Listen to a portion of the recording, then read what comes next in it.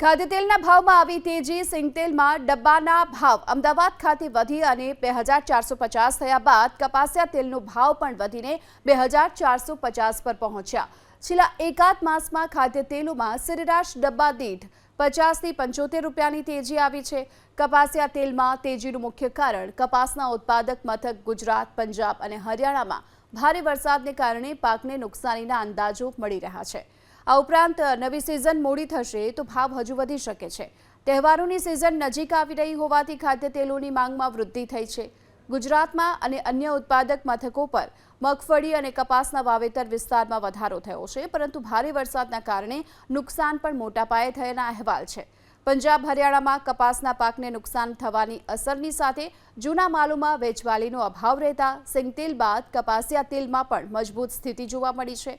આગામી દિવસોમાં કપાસિયા તેલનો ભાવ હજુ વધી ડબ્બા દીઠ 2500ની સપાટી કૂદાવી શકે છે।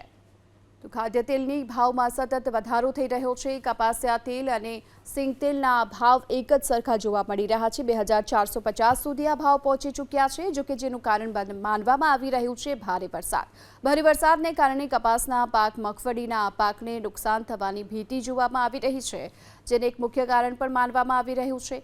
ખાદ્યતેલની કિંમતમાં સતત વધારો થઈ રહ્યો છે અને એવામાં હજુ પણ આ ભાવ વધી શકે છે અને આ ભાવ ડબ્બા દીઠ વધી અને 2500ની સપાટી કૂદાવે તેવી પણ શક્યતા છે।